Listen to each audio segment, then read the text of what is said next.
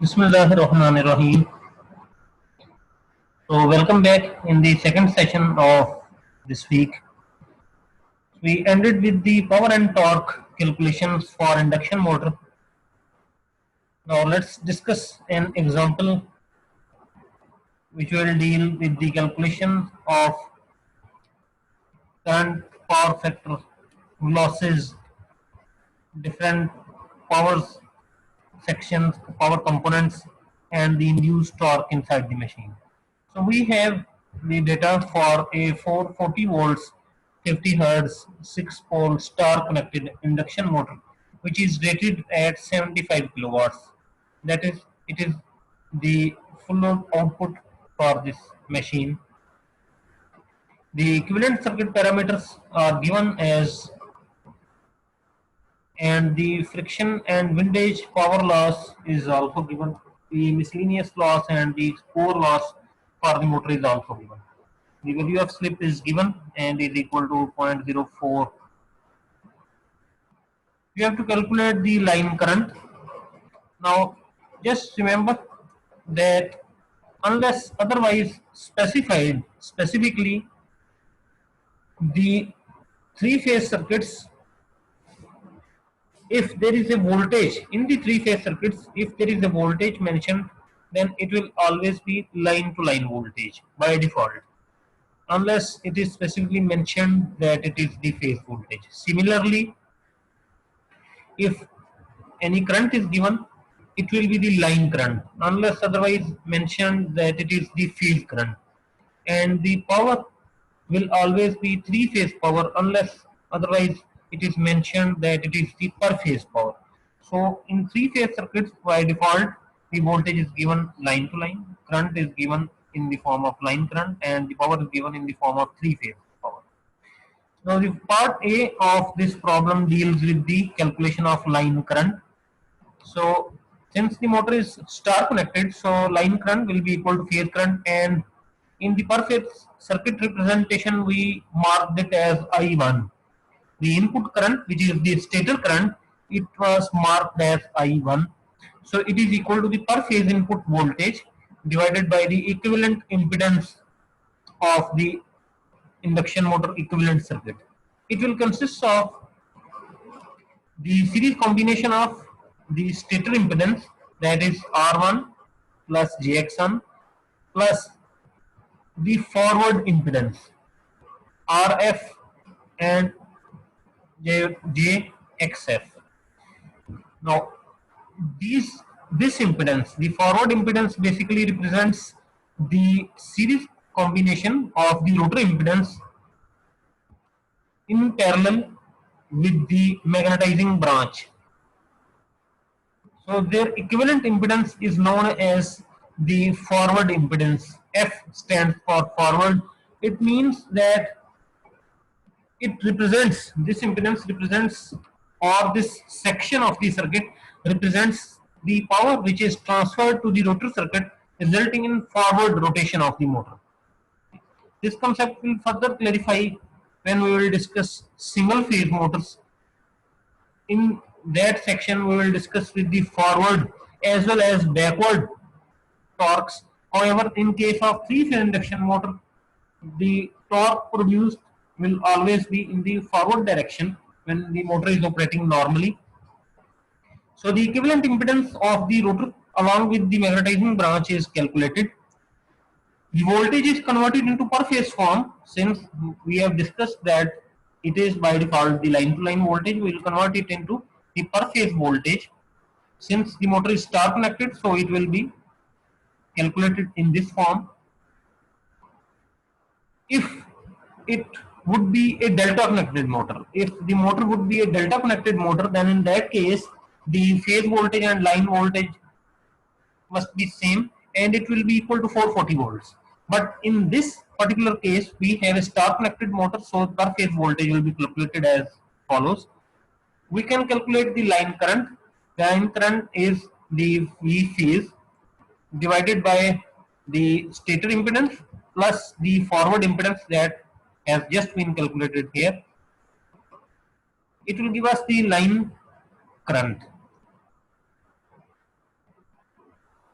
If it would be a delta connected motor, then the line current must be calculated by multiplying the answer with under root 3, because in that case the current calculated will be representing the phase current, and in order to convert it into line current we have to multiply it with under root 3.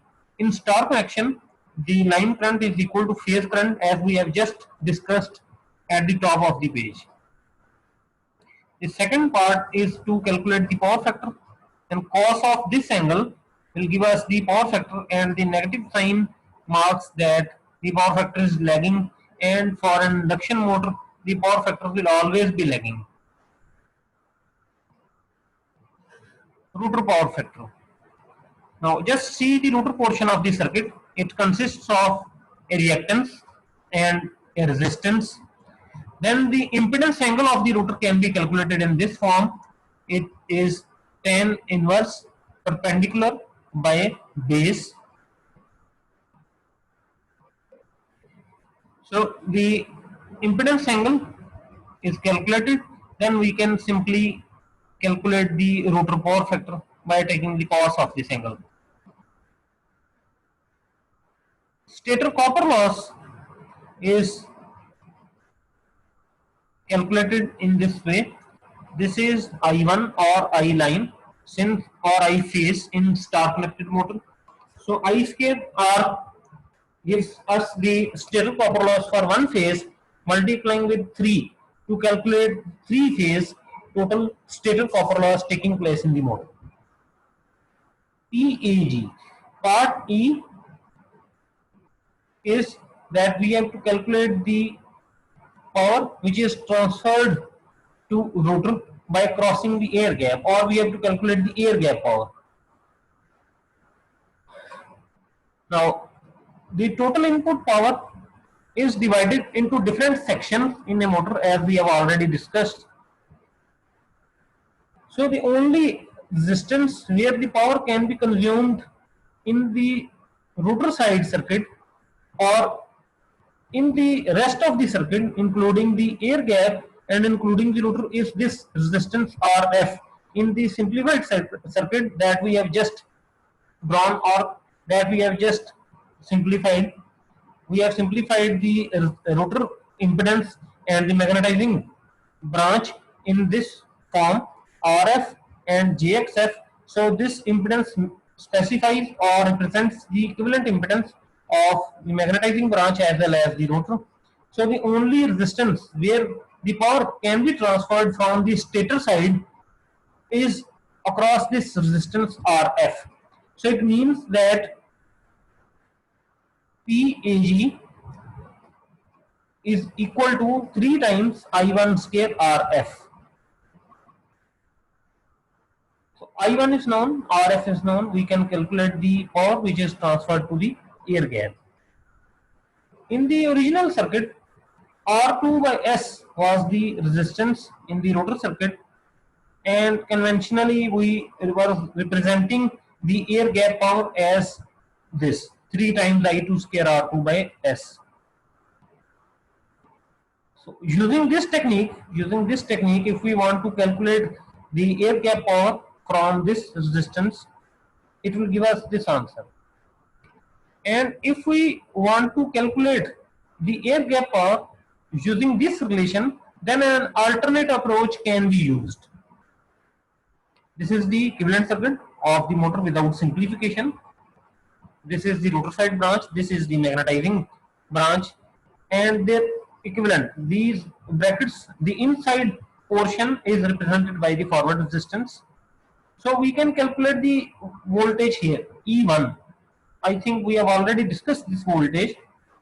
E1 is equal to I1, the current going into this branch is I1, the total current in this branch, in this section is I1, and the impedance of this branch is ZF. So E1 can be calculated. This is the voltage which is appearing across the rotor branch. This is the voltage which is appearing across these two branches. Since these are in parallel, the same voltage will appear across the magnetizing branch as well as the rotor branch. So with this voltage And with the help of these values, the value of the rotor impedance, we can calculate the rotor side current. We can calculate the current I2.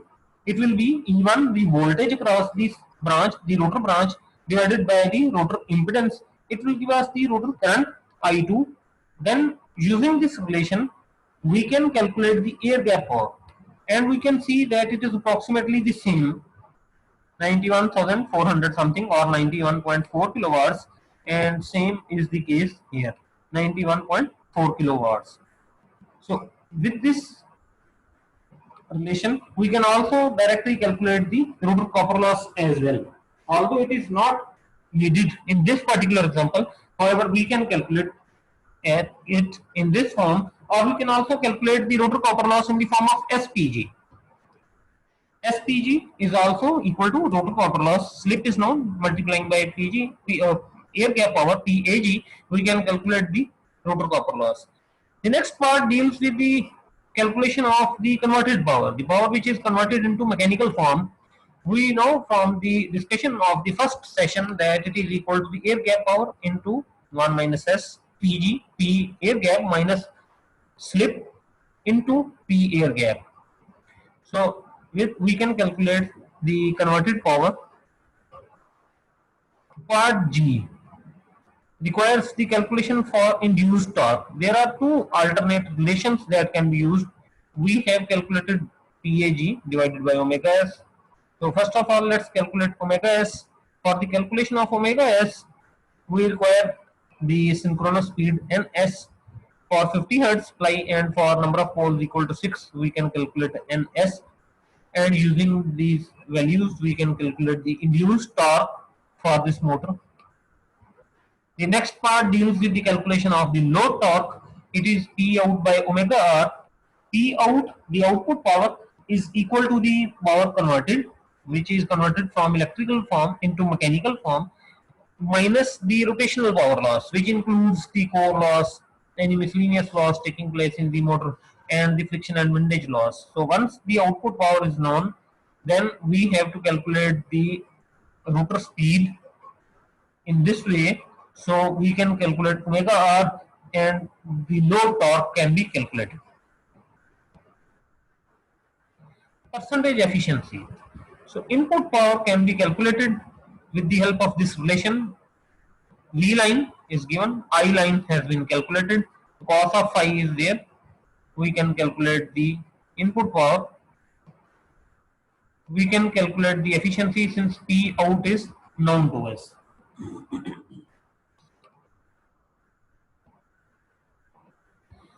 This part has already been calculated as a subpart of this part H. An alternate approach can also be used for calculating the air gap power in terms of I2, and this can be done by the application of Thevenin equivalent circuit. To find the rotor current I2, we will remove the rotor portion of the circuit. So the circuit will reduce to this form. We can calculate the Thevenin equivalent voltage here. It will be equal to the voltage appearing across this shunt branch. And if we want to calculate just the magnitude, if we are interested in the magnitude of V Thevenin only, then this relation can be used. To find the Thevenin impedance, we have to short circuit the voltage source. Then we can calculate the Thevenin impedance of this circuit. The series combination of these two falls in parallel with this branch. So we can calculate the Thevenin impedance, which consists of two components. One is the Thevenin resistance, and the second one is the Thevenin equivalent reactance. Thus, the Thevenin equivalent circuit can be drawn: the source with voltage equal to V Thevenin, the Thevenin impedance, reactance of the rotor, the resistance of the rotor, and the current flowing in this circuit is now equal to I2. So the rotor current I2 can be calculated with the help of this relation. the magnitude will be equal to can be calculated with the help of this relation. So once the current I2 is known, then we can put the value of current I2 in this equation, the air gap power. So we can calculate the air gap power PAG, and the induced torque can be calculated by dividing the air gap power with the synchronous speed omega s in radians per second. So induced torque is equal to PAG divided by omega s. So induced torque can be calculated with the help of this relation.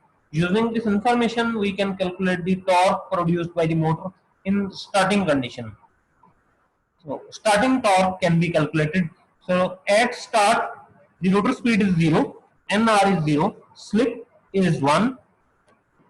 So I2 start, the current drawn by the rotor of the motor at start can be calculated using this relation. Note that the slip is 1 in this case. Now with the help of this starting current and putting in the value of the starting slip, that is at start slip is 1, we can calculate the air gap power at start. In this starting condition, the power which is transferred across the air gap. Then the torque induced in the starting condition can be calculated with the help of this relation. This value will be equal to non-zero. It will be a non-zero value, so it means or this specifies that induction motor is a self-starting motor. Once the power supply is connected to the input terminals of the motor and the power is switched on, the motor will start rotating. So the non-zero value of the starting torque specifies that it is a self-starting motor. One can also calculate the maximum torque that can be produced by the motor. As omega s is constant, it means that torque is proportional to power. So the torque will be maximum when PAG, the air gap power will be maximum. Okay? So for this purpose, now first of all we have to calculate the maximum value of air gap power. From the maximum power transfer theorem, we know that the power transferred is maximum when the load resistor or the load impedance is equal to the rest of the circuit impedance. So using or applying the maximum power transfer theorem to the Thevenin equivalent circuit that we have just derived, we come to this relation that the magnitude of this load branch should be equal to the impedance of the rest of the circuit. When this relation holds, when this equation holds, then the power transferred to R2 by S will be maximum, and when the power transferred to R2 by S is maximum, that is PAG is maximum, the torque produced by the motor will be maximum. T maximum is achieved when this condition is achieved. So rearranging this equation in the form of slip, and we have specifically marked it as slip that corresponds to maximum torque. It is equal to R2 by R Thevenin square plus X7 plus X2 square under root. From here we can also see that the slip that corresponds to maximum torque is directly proportional to R2, that is the rotor resistance. If R2 is increased, then the slip for maximum torque also increases. It means that the maximum torque will be produced by the motor at a lower speed. We will increase the resistance, the slip will increase. Now just remember that if we are increasing the slip, the speed of the motor is decreasing. The maximum value of slip when the motor is operating when the induction machine is operating in the motoring region is 1. It is when NR equal to 0. When NR is equal to 0, the slip is 1. So as we increase the slip, it means that the rotor speed is decreasing. R2 will increase, we will increase R2, it will increase slip. In other words, the rotor speed will decrease. So it means that the maximum torque will be produced by the motor at a lower speed. So it is possible to achieve the maximum torque at start. We can keep on increasing the value of R2. It will keep on increasing the slip that corresponds to maximum torque, and at a stage we will be able to achieve this condition that the motor will produce maximum torque at start. So this feature can be used to start very heavy loads. In this condition, the slip for maximum torque will be equal to 1, since the maximum torque is occurring at start. So the above condition, this one, this condition will reduce to this form. That is, if we manage to adjust R2 such that it becomes equal to this value, then the maximum torque will occur at start, that is at slip value equal to 1. Now as slip for maximum torque is known from equation 1, this is equation 1, this is equation 1.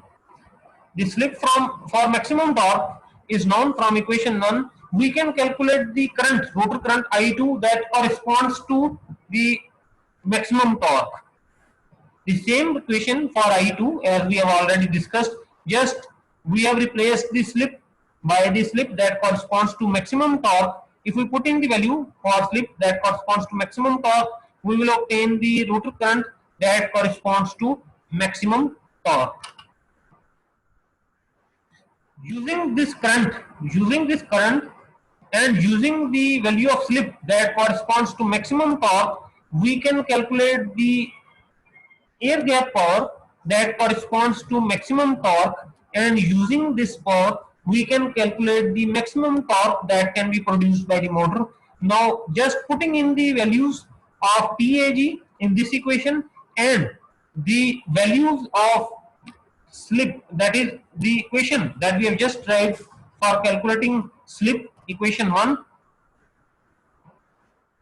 In this equation, just replace this value, the slip for maximum torque, with equation 1, and simplifying we can obtain this final relation.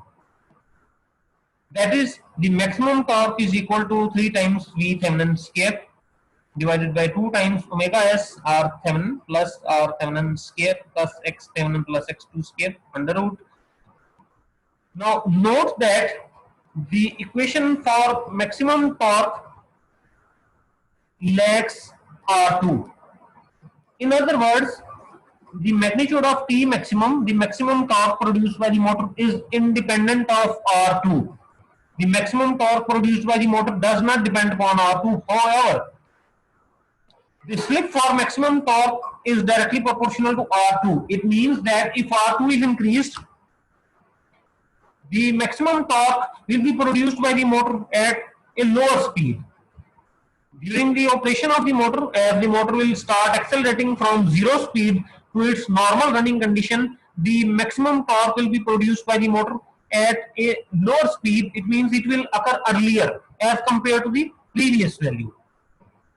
We can also note that the magnitude of maximum torque is directly proportional to the voltage V Thevenin, and ultimately V Thevenin depends upon V phase, as you can just see in the previous equation that we have just used for the calculation of V Thevenin, that it depends, V Thevenin depends on supply voltage. So in other words, we can say that the maximum torque produced by the motor depends upon the square of the supply voltage. Now we can also see that the maximum torque produced by the motor is inversely proportional to rotor reactance and stator impedance, R Thevenin and X Thevenin. Basically these are representing the stator impedance. Now just discuss an example with the help of the data of the previous example that we have just finished, and with the help of this discussion that we have just concluded. We have to calculate the maximum torque that can be produced by the motor. Now remember that this value of the torque is also known as pull out torque. The reason is that the motor cannot produce a torque larger than this value. So if we keep on increasing the load on the motor will keep on producing the torque that is required to drive this load. Ultimately, it will achieve this particular value. That is, the torque produced by the motor becomes equal to the maximum torque. That is, it is equal to the load torque. I am discussing this condition that if I say that we are increasing the load, the motor will keep on producing the required torque. The motor will keep on producing the torque as is required by the load, and then we will come or we will achieve this condition that the low torque or the torque which is required to drive the load is equal to the maximum torque. In this condition, the motor is producing the maximum torque. If we increase the load, if we increase the load torque, required load torque beyond this value, then the motor will fail to produce that particular value of the torque, and the particular uh, and the torque produced by the motor will decrease very rapidly, as we will discuss in the next section. So that is why it is also known as pull-up torque, that the motor will not be able to supply that particular value of the load if it becomes larger than this torque that can be produced by the motor at maximum. We have to calculate the slip at pull-out torque. We have to calculate the rotor speed at the pull-out torque.